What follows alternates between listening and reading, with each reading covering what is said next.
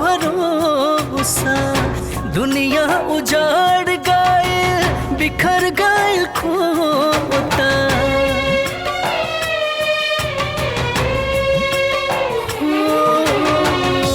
अब कोनो आस नहीं, न कोनो भरोसा।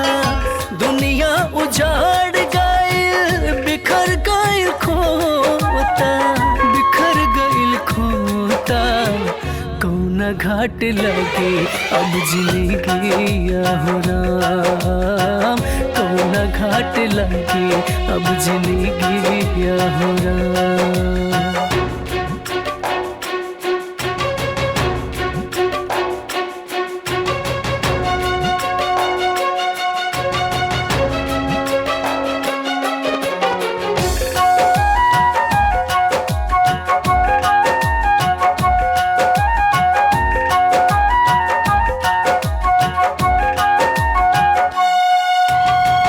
अब कुछ ना बाचल बाटे, अपने ही उजड़ल अपना के हाथे।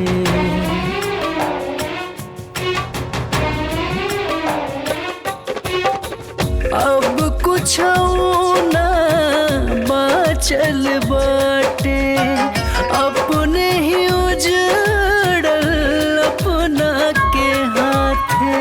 कैसन बदलल समय हो राम, कौना घाट लगे अब जिंदगी हो राम, कौना घाट लगे अब जिंदगी हो राम।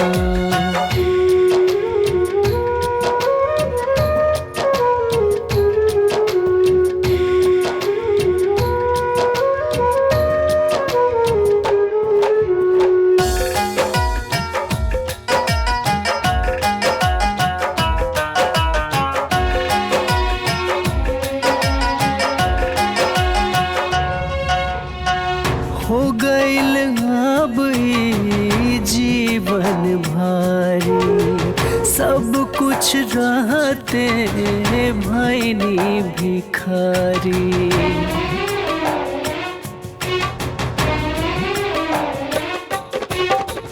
हो गईल अब ई जीवन भारी, सब कुछ रहते भैनी भिखारी। सूझे न कौनो अब रही हो राम, कौना घाट लगे अब जिंदगी हो राम, कौना घाट लगे अब जिंदगी